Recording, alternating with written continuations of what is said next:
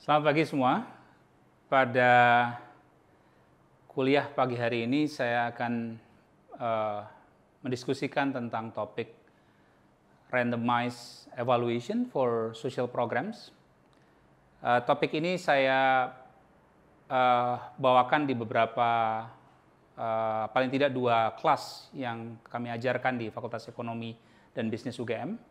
Satu di mata kuliah Microeconometrics di program undergraduate dan juga kemudian di program graduate di mata kuliah Evaluation for Social Programs.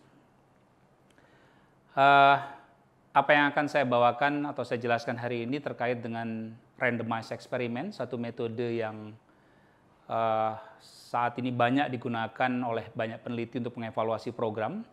Dan saya akan kemudian menggunakan satu riset terbaru mengenai evaluasi dampak program Keluarga Harapan. Saat ini program terbesar di Indonesia, program perlindungan sosial terbesar di Indonesia, dengan menggunakan metode ini, metode randomized experiment atau randomized control trial. Nah, mungkin banyak dari kita bertanya, apa pentingnya evaluasi? Ya. Jadi kalau kita bicara evaluasi dampak, maka evaluasi dampak penting untuk beberapa hal. Yang pertama adalah kita tahu bahwa pemerintah memiliki budget yang terbatas, ya. Sehingga kemudian pemerintah harus tahu program-program apa yang kemudian bisa meningkatkan kesejahteraan dan program mana yang tidak bisa meningkatkan kesejahteraan. Nah, dalam konteks itu maka kemudian penting pemerintah memiliki informasi mengenai cara untuk meningkatkan program. Nah, evaluasi dampak memberikan informasi yang atau evidence yang baik untuk kemudian memberikan guidance kepada pemerintah bagaimana cara mengimprove atau meningkatkan efektivitas program untuk meningkatkan kesejahteraan atau mengadres permasalahan-permasalahan kesejahteraan. Yang kedua, juga untuk alasan cost effectiveness. Ya. Jadi masih terkait dengan yang pertama tadi, anggaran terbatas, maka pemerintah harus punya landasan, harus punya dasar untuk memilih dana atau anggaran atau APBN yang terbatas tersebut, resource APBN yang terbatas tersebut akan digunakan untuk program yang mana. Ya. Jadi, dan evaluasi dampak memberikan informasi atau evidence sebagai dasar untuk pemerintah menentukan resource yang terbatas tersebut akan digunakan untuk apa. Yang ketiga adalah untuk public accountability. Kita tahu bahwa kemudian resource pemerintah makin tinggi dibiayai oleh kemudian pajak yang dibayarkan oleh masyarakat. Nah, karena kemudian peran serta masyarakat melalui pajak makin tinggi, maka masyarakat perlu tahu, berhak tahu bagaimana kemudian anggaran mereka dilakukan, bagaimana kemudian kontribusi mereka menyumbang pada peningkatan kesejahteraan masyarakatnya.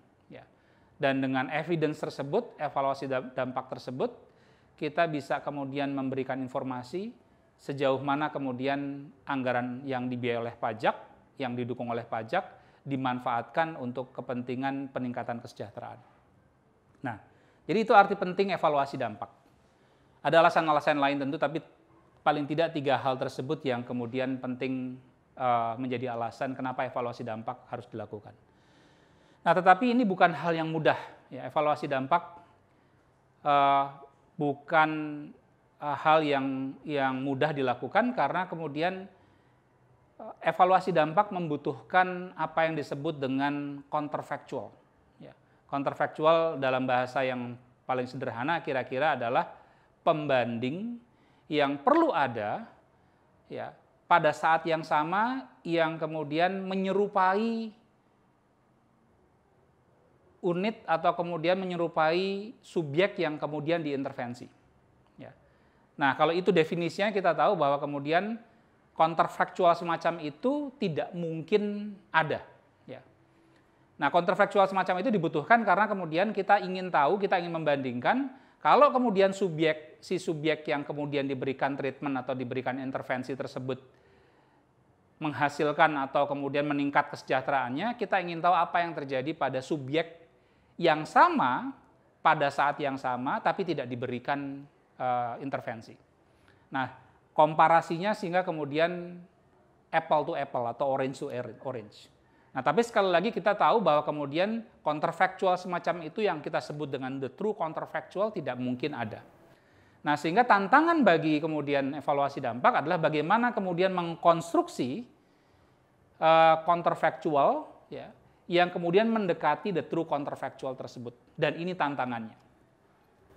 Dan kita tahu bahwa kemudian kalau counterfactual yang kita bangun, yang kita konstruksi tersebut kemudian bukan counterfactual yang baik, maka kemudian ini di dalam evaluasi dampak disebut atau akan kemudian leading pada permasalahan yang disebut dengan selection problem. Jadi kita tidak bisa mengidentifikasi ketika kemudian kita mengukur dampak dari sebuah program dan kemudian menemukan dampak atau memperoleh hasil estimasi tersebut memperoleh dampak yang signifikan, kita tidak bisa secara pasti memastikan apakah perubahan atau peningkatan kesejahteraan tersebut disebabkan karena program atau hal lain. Nah, dalam konteks itu randomized control trial memberikan cara atau memberikan jawaban yang paling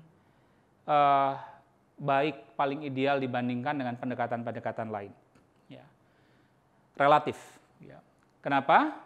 Karena kemudian apa yang dilakukan oleh randomized evaluation atau randomized control trial ini istilah-istilah yang kemudian secara bergantian sering disebut oleh peneliti oleh paper-paper literatur di luar sana, itu mengestablish counterfactual yang kemudian secara ex ante ya, sehingga kemudian counterfactualnya tersebut itu bisa dibandingkan secara orange to orange dengan atau apple to apple dengan treatment grupnya. Ya. Nah, itu keunggulan pertama. Setelah ini saya akan menjelaskan lebih step by step ya bagaimana kemudian RCT atau randomized evaluation dilakukan. Itu alasan pertama. Yang kedua, hasil RCT ini juga kemudian lebih mudah dijelaskan ya, jika kemudian hasilnya baik, eksekusinya baik. Hasil RCT ini kemudian juga lebih mudah dijelaskan kepada policy maker. Ya.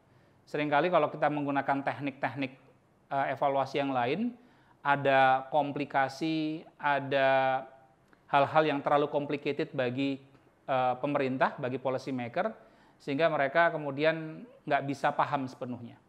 Ya, apakah memang dampaknya itu seperti yang diharapkan atau tidak. Ya. Nah, RCT dalam hal ini juga memiliki keunggulan, kemudahan bagi policy maker untuk memahami hasil dan proses dari evaluasi tersebut. Nah, jadi secara sederhana, yang kemudian dilakukan oleh randomized evaluation atau randomized control trial, itu adalah secara ex ante di awal, meng-assign secara random ya, sampel evaluasi menjadi 2 kelompok. Ya. Yaitu kelompok yang akan memperoleh program yang disebut dengan treatment group dan kemudian kelompok yang tidak memperoleh program yang disebut dengan control group. Ya. Nah, apa arti penting meng-assign secara random? Ya. Meng-assign secara random atau random assignment ini itu kemudian memberikan implikasi bahwa siapa yang kemudian di-assign kepada treatment dan siapa yang di-assign kepada kontrol, siapa yang menerima program, siapa yang tidak menerima program. Setiap unit evaluasi, setiap unit yang dievaluasi memiliki probabilitas yang sama. Ya. Yang itu artinya, kalau di dalam statistik kita tahu, ini akan melahirkan 2 kelompok yang memiliki karakteristik yang sama sebelum intervensi diberikan. Nah, ini sebetulnya kata kunci di dalam evaluasi dampak. Jadi bagaimana kita memiliki 2 kelompok, yaitu treatment dan control group, yang karakteristiknya itu sama, ya, sama secara rata-rata, sebelum kemudian intervensi atau program diberikan kepada treatment group. Ya. Nah, jadi ini juga berarti bahwa kemudian jika kemudian dalam 2 periode waktu ternyata tidak ada program, ya, jadi programnya ternyata tidak jadi dilaksanakan, maka pada periode kedua yang seharusnya program dilaksanakan tapi tidak dilaksanakan, outcome pada kelompok ini kemudian juga tidak berbeda. Ya. Jadi baik kemudian sebelum atau setelah program, jadi kalau ada program maka kemudian setelah program kita punya ekspektasi pada kelompok treatment kesejahteraannya kemudian akan meningkat, tapi kalau tidak ada program maka outcome pada kelompok treatment dan kelompok kontrol akan tetap sama. Jadi kira-kira ini yang kemudian kita harapkan terjadi dari proses random assignment ini. Nah, jadi jika kemudian ada perubahan atau ada peningkatan outcome kesejahteraan misalnya pada kelompok treatment, maka kita bisa menyimpulkan bahwa perubahan tersebut atau peningkatan kesejahteraan tersebut semata-mata karena program.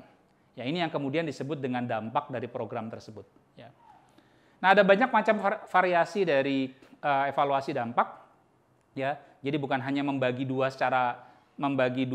secara random, membagi kelompok ya secara random pada treatment dan kontrol, tapi juga ada rotasi. Ya, jadi kemudian bagaimana kemudian ada kontrol yang kemudian hanya tidak dapat tahun pertama, tapi tahun kedua mulai dapat, ya.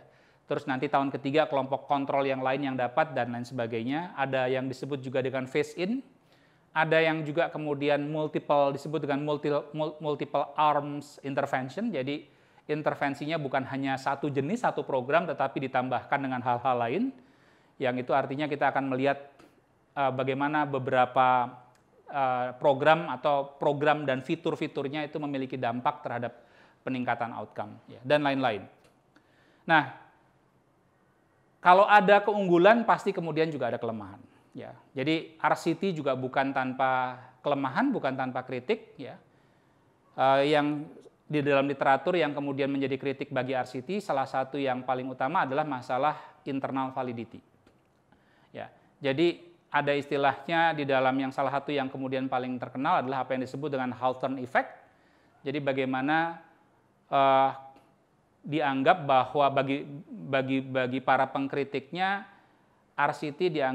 hasil RCT dianggap kemudian seperti mengamati atau seperti memperoleh hasil karena kita mengamati langsung subjek yang kemudian kita amati. Ini terjadi di awal tahun abad 19 ya, di mana kemudian ada sebuah pabrik ya miliknya si Mr. Hawthorne ini ya, kemudian dia ingin kemudian mencari cara bagaimana meningkatkan produktivitasnya. Jadi yang kemudian dilakukan adalah membuat si pabriknya itu terang ya. Dan setelah itu kemudian ternyata memang meningkat produktivitasnya. Nah, pertanyaannya atau pada waktu itu disimpulkan apakah memang kemudian karena terangnya sehingga kemudian si buruh kemudian menjadi lebih produktif, atau karena fakta bahwa dengan terangnya itu kemudian si buruh merasa diamati, ya, merasa diobservasi sehingga kemudian menjadi lebih produktif. Nah, ini yang kemudian menjadi isu. Yang kedua adalah external validity. Biasanya karena kemudian randomized control trial itu membutuhkan resource yang lebih besar, maka kemudian dilaksanakan pada skup yang kecil, ya, karena alasan resource atau karena alasan biaya ini. Nah, sehingga menjadi pertanyaan, karena tidak bisa dilaksanakan dalam ruang lingkup nasional misalnya, maka akan menjadi pertanyaan bagaimana kemudian generalisasinya. Ya. Nah, di dalam literatur mereka yang kemudian disebut randomista, yaitu mereka-mereka yang melakukan randomisasi ini juga punya jawaban terhadap kritiknya tersebut, tetapi mungkin akan kita bahas pada kesempatan yang lain. Nah, tapi dari pengalaman saya yang juga kemudian sebagai bagian dari policy maker, itu juga merasa bahwa tidak seluruhnya bisa kita mengevaluasi dengan RCT. Tidak seluruh program itu bisa kemudian dirandomisasi, khususnya program-program yang telah dilaksanakan atau program-program yang sudah dilaksanakan secara universal. Misalnya kalau kita pengen evaluasi program dana desa, itu program sudah di seluruh desa, 74.000 desa, jadi udah nggak mungkin lagi kemudian dilakukan randomisasi. Ya, atau program-program lain. Kalaupun kita pengen melakukan randomisasi, fitur dari programnya, bukan kemudian programnya itu sendiri. Nah, jadi itu secara singkat apa yang kemudian terkait atau apa yang menyangkut randomized control trial ya, atau randomized eksperimen yang biasa digunakan atau seringkali saat ini disebut sebagai golden standard di dalam evaluasi dampak. Nah, berikutnya saya ingin kemudian menjelaskan dalam konteks riset yang kemudian saya lakukan. Ini adalah riset yang kemudian mengevaluasi dampak PKH dengan randomized control trial. Dan di sini juga kami menunjukkan bagaimana ada kendala-kendala yang membuat kemudian randomized eksperimen tidak selalu mulus dilakukan. Dan jika kemudian tidak sesuai dengan rencana awal, apa yang harus kita lakukan? Langkah mitigasi untuk meminimalkan bias, bagaimana melakukan hal tersebut gitu. Ini adalah kolaborasi dengan beberapa kolega baik di TNP2K maupun di JPAL. Ada selain Nur Cahyadi dan beberapa teman dari TNP2K, ya, juga kemudian ada Rimahana dan Ben Olken dari JPAL. Ya. Dan ini forthcoming, insya Allah di American Economic Journal Economic Policy. Ya. Nah, sebagai background saja, ya bagaimana terkait dengan riset ini, ya. Jadi PKH, program Keluarga Harapan, adalah program conditional cash transfer atau bantuan tunai bersyarat. Ya. Jadi program ini sangat populer mulai awal tahun 2000. Ya. Dimulai di Meksiko, ya, kemudian berkembang ke Brazil, ke Bangladesh, ke banyak negara, dan saat ini mungkin sekitar 70 negara mengadopsi atau memiliki program CCT ini, Conditional Cash Transfer ini. Indonesia sendiri itu memulai PKH tahun 2007. Ya, dimulai sebagai uji coba pilot terbatas di 6 provinsi. Ya. Nah, kemudian secara gradual di scale up dan pada tahun 2013 sudah mencakup keseluruhan provinsi sehingga bisa disebut sebagai program nasional. Nah, apa yang istimewa dari CCT, program Conditional Cash Transfer ini? Jadi tidak seperti program misalnya Unconditional Cash Transfer, kalau kita juga punya Unconditional Cash Transfer, BLT, atau bantuan langsung tunai, bantuan langsung sementara untuk masyarakat, itu adalah Unconditional Cash Transfer. CCT ini kemudian mencoba mengadres permasalahan kemiskinan dari dua sisi. Jangka pendek adalah dengan memberikan cash ya kepada rumah tangga untuk memproteksi kesejahteraan mereka. Dan kemudian jangka panjang, ya, bagaimana kemudian mengaitkan cash tersebut ya dengan sebagai insentif untuk perubahan perilaku dalam jangka panjang. Jadi rumah tangga kemudian akan diberikan cash jika kemudian ada ibu hamil misalnya, kemudian dia harus memeriksakan kehamilannya ke puskesmas secara rutin. Jika memiliki anak usia prasekolah, kemudian dia harus membawa kepada posyandu atau klinik di komunitasnya untuk kemudian pemeriksaan kesehatan. Jika memiliki anak sekolah sampai dengan SMA, dia kemudian harus hadir di sekolah dengan presensi atau dengan tingkat kehadiran minimal 85%. Ya.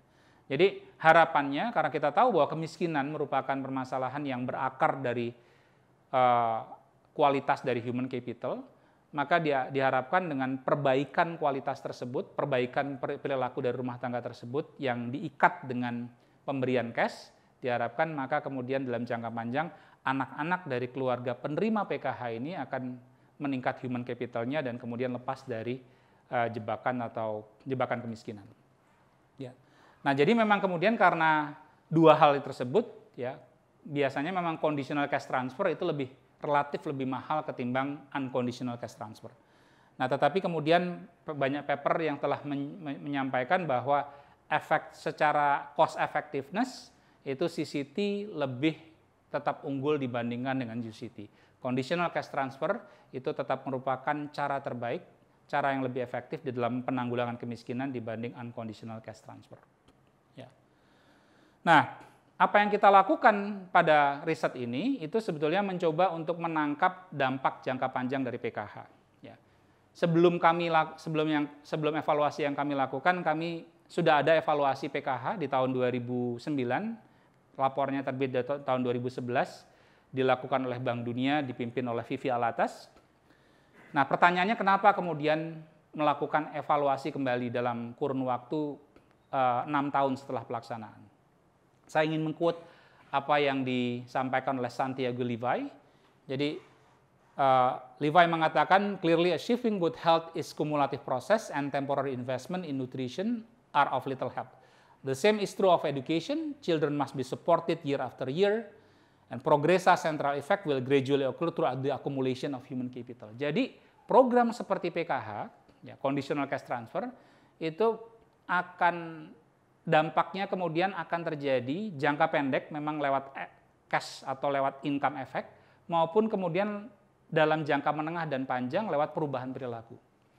Nah, kita melihat bahwa apa yang dilakukan oleh Vivi Alatas dan kawan-kawan di tahun 2009 itu hanya akan menangkap dampak jangka pendek dari CCT. Sementara dampak jangka menengah dan panjangnya itu kemudian kita lihat tidak tertangkap. Dan memang apa yang disampaikan oleh Vivi Alatas dan kawan-kawan dalam laporannya juga kemudian outcome yang justru dipandang sebagai outcome jangka menengah dan panjang memang tidak terlihat signifikan. Ya. Nah, jadi ini alasan kenapa kemudian kita melakukan evaluasi setelah ada evaluasi dampak sebelumnya. Nah, evaluation design-nya dan empirical strategy-nya adalah seperti tadi saya sampaikan. Saya kira ada yang lewat sedikit ya, enggak, oke. Ya. Itu kita jadi riset ini menggunakan RCT, randomized control trial. Ya, kita menggunakan baseline yang sama yang kemudian digunakan oleh Vivi Alatas dan kawan-kawan di tahun 2007, ya, di baseline ini di tahun 2007, di mana kemudian randomisasinya dilakukan pada level kecamatan karena PKH itu diberikan pada level kecamatan, ya, infrastruktur PKH itu ada pada level kecamatan, maka kemudian kita randomisasi pada level kecamatan, mana kecamatan yang dapat, mana kecamatan yang enggak. Jadi intinya yang kita lakukan adalah memilih set of kecamatan, ya, yang kemudian akan kita jadikan sampel, nanti akan saya kasih tahu cara pembagiannya. Tetapi yang kemudian semua yang kita pilih menjadi sampel itu dipilih berdasarkan tingkat malnutrisi, tingkat kemiskinan, school dropout, dan ketersediaan dari fasilitas pendidikan dan kesehatan. Ya, dan ini menghasilkan sekitar 360 subdistrik pool sampel kita. Nah, dari pool ini kita kemudian membagi secara random 180 menjadi treatment, jadi kecamatan yang menerima PKH, dan 180 yang kemudian tidak menerima PKH. Ya. Dan ada sekitar 14.000 rumah tangga di 360 kecamatan ini yang kita sampel dan kemudian kita datangi untuk kita enumerasi datanya. Ya. Nah, tetapi pada tahun 2009 saat Bank Dunia kemudian melaksanakan surveinya, follow-up surveinya untuk evaluasi dampak, mereka menemukan bahwa ada dua treatment district, ada dua kecamatan yang kemudian ternyata seharusnya menerima program tapi tidak menerima program. Dan ada 39 ya, dari 39 kecamatan yang seharusnya tidak menerima program, tidak menerima PKH, tapi ternyata menerima PKH. Ya. Nah, jadi kemudian itu yang dilakukan oleh sampai 2009. Kemudian 2013 kita melaksanakan apa yang disebut dengan N-line survey. Ya, jadi N-line survey dilaksanakan September 2013. Ya, September sampai November 2013 kita mengunjungi distrik yang sama, subdistrik yang sama, kecamatan yang sama, dan rumah tangga yang sama. Dan kita menemukan 95% rumah tangga tersebut. Ya, jadi kemudian kita nggak terlalu khawatir dengan isu attrition, ya. Karena biasanya kalau kemudian terlalu banyak, kemudian juga ada isu atrisi. Nah, tetapi kemudian kita menemukan ada lebih jauh, ada 70, tadinya 39, sekarang menjadi 70 kecamatan yang seharusnya tidak menerima program, ternyata menerima program. Ya. Nah, ini secara singkat apa yang kemudian tadi saya ceritakan, bagaimana kita memilih kecamatan, ya, dari yang seharusnya menerima, yang kemudian didesain untuk menerima dan tidak menerima. Kita kemudian menghasilkan 180 kecamatan yang menerima program dan 180 kecamatan yang tidak menerima program. Dan ternyata kemudian ada sampai 2013 ada satu kecamatan yang seharusnya menerima program tapi tidak menerima program. Dan kemudian ada 70 kecamatan yang seharusnya tidak menerima program tapi ternyata menerima program. Nah, isu ini yang kemudian dalam RCT dinamakan conversion atau contamination. Jadi mereka yang nggak comply terhadap assignment-nya. Yang menerima program ternyata ada yang tidak menerima, yang tidak menerima program ternyata ada yang menerima. Ya. Dan ini isu penting di dalam evaluasi. Nanti kita jadi ini bisa kemudian menghasilkan bias, bisa kemudian menghasilkan selection bias. Sekarang kita menganggap konversinya itu tidak random. Ya. Nah ini outcome of interest kita akan melihat pada health seeking behavior dan juga pendidikan, outcome pendidikan. Tetapi untuk alasan waktu kita hanya akan fokus pada outcome kesehatan, tapi kita juga akan melihat ini dampak-dampak yang tadi kita lihat pada evaluasi sebelumnya. Nah, tapi kita juga akan lihat dampak PKH pada outcome-outcome yang kita pandang kemudian jangka menengah dan jangka panjang. Ya, karena itu outcome utama di dalam riset ini. Nah, ini estimation strategi kita, ya, Y-nya adalah kemudian outcomes-nya, ya, kemudian kita estimasi dengan receive PKH pada level kecamatan dan kemudian kontrol. Nah, tapi kita tahu bahwa kemudian receive PKH ini tadi ada 1 kecamatan yang seharusnya menerima tapi tidak menerima, dan ada 70 kecamatan yang seharusnya tidak menerima PKH tapi ternyata menerima. Nah, kalau ini dibiarkan, ya, kalau ini kita tidak melakukan apapun terhadap ini, maka kemudian ini akan menghasilkan bias, ya, karena memang kemudian konversi tadi kemudian bukan sesuatu yang random. Ya, kalau random kita nggak perlu khawatir, tetapi kemudian hampir pasti bahwa kemudian conversion atau kontaminasi tersebut tidak random. Nah, di dalam literatur, langkah standar untuk mengatasi ini adalah apa yang disebut dengan LATE. Ya. Dan LATE itu kemudian kita sebetulnya simply kemudian mencoba menginstrumentasi variabel receive PKH ini dengan variabel lotre-nya. Ya, jadi kemudian kita menggunakan original subdistrict lotre-nya untuk kemudian menginstrumentasi receive PKH. Receive PKH ini adalah dummy, dapat atau nggak dapat, apakah kecamatannya dapat atau nggak dapat PKH. Nah, dan kemudian ini kontrolnya, dan ini adalah kemudian district fixed effect. Ya. Nah, hasilnya, jadi kita melihat pertama pada health seeking behavior. Jadi treatment efek pre dan postnatal visit itu remain significant, ya, di tahun kedua, ya. Tetapi lebih rendah, ya, dan kecenderungannya mungkin menjadi nggak signifikan. Ya. Jadi sesuatu yang kemudian ternyata signifikan di tahun 2009 ternyata menjadi tidak signifikan di 2013. Dan ini sebetulnya warning atau alert buat kemudian pengelola PKH. Karena pre dan postnatal visit itu menjadi bagian penting sebetulnya dari kesehatan ibu hamil dan kemudian punya implikasi terhadap outcome dari si anak yang akan dilahirkan. Nah, tetapi juga ada berita bagusnya. Berita bagusnya adalah kita melihat bahwa pregnancy related indicator itu efeknya persistent. Ya. Jadi good assisted delivery itu remain strong, bahkan kemudian semakin kuat. Delivery at health facility yang tadinya di 2009 tidak signifikan, kemudian menjadi signifikan. Sayangnya kemudian konsumsi iron pills 90 atau lebih kemudian sama-sama nggak signifikan, tetapi nose of birth weight itu tetap signifikan. Ya. Nah, kemudian yang juga bagus adalah efek imunisasi, ya, yang kemudian tidak signifikan ditemukan di tahun 2009, ternyata kemudian signifikan setelah 6 tahun kemudian. Ya. Dan ini menunjukkan betapa kemudian memang merubah perilaku itu butuh waktu. Ya. Jadi nggak cukup mungkin 2 tahun. Ya. Kita perlu kemudian tahun-tahun berikutnya untuk melihat apakah memang program seperti PKH merubah perilaku terkait dengan imunisasi dan hasilnya memang menunjukkan hal tersebut. Ya. Nah, kemudian efeknya pada stunting.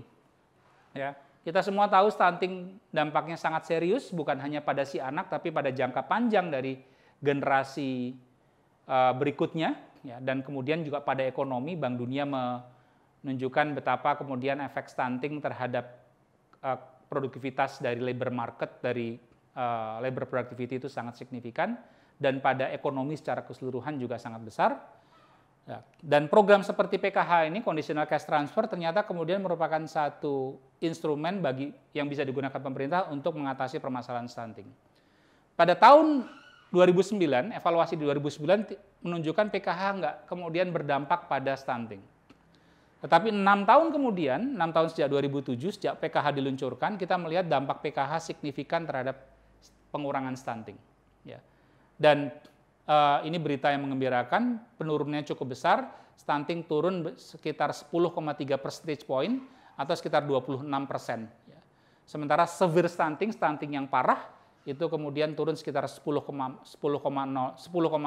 percentage point atau 58% penurunan. Ya. Nah, kalau kita lihat laki-laki dan perempuan, ternyata kemudian yang ada hasil yang kemudian berbeda antara laki-laki dan perempuan, anak laki-laki dan perempuan. Jadi penurunan stunting itu ternyata kemudian lebih ditunjukkan atau lebih disumbang oleh penurunan stunting pada kelompok anak laki-laki. Dan ini menjadi pertanyaan sesuatu yang mungkin menarik di riset berikutnya. Ya. Nah, sebagai kesimpulan, ya, jadi menutup presentasi ini, jadi kita melihat bahwa setelah 6 tahun PKH, program Keluarga Harapan, ternyata terus berdampak terhadap peningkatan kesejahteraan. Ya. Kita melihat evaluasi ini menunjukkan static impact itu persisten, dan kemudian justru ada impact dari yang kita lihat pada perubahan perilaku. Ya. Nah, kemudian PKH yang juga menggembirakan punya dampak yang signifikan pada pengurangan stunting, ya, dan severe stunting di antara anak balita. Ya. Namun memang kemudian masih menjadi pertanyaan mekanismenya atau transmisinya lewat apa. Ya. Kalau kita lihat misalnya di program serupa, CCT-nya Filipina, yaitu yang dinamakan Pantawid, di sana kemudian penurunan stunting oleh CCT itu melewati pengetahuan ibu dan juga program-program komunitas. Ya. Nah, kemudian ada yang kemudian harus menjadi perhatian, ya, yaitu kemudian dampak yang menurun, ya, dari 2009 ke 2013. Ya. Jadi bagaimana signifikan di 2009 tapi kemudian less signifikan atau bahkan menjadi tidak signifikan di tahun 2013. Ya. Nah, ini yang sebetulnya harus dihindari, harus menjadi perhatian bagi policy maker, khususnya bagi pelaksana program. Ya. Nah, dan implikasinya adalah bagaimana kemudian implikasi kebijakannya, bagaimana kemudian program pelaksana program, ya, dalam hal ini Kementerian Sosial, ya, tapi juga Kementerian Pendidikan dan Kementerian Kesehatan, ya, sebagai stakeholder terkait, itu satu kemudian memastikan ketersediaan supply side-nya. Tetapi bagi MOSA juga bagaimana kemudian menguatkan organisasi dan meningkatkan benefitnya. Terima kasih atas perhatiannya, mudah-mudahan bermanfaat bagi kita semua.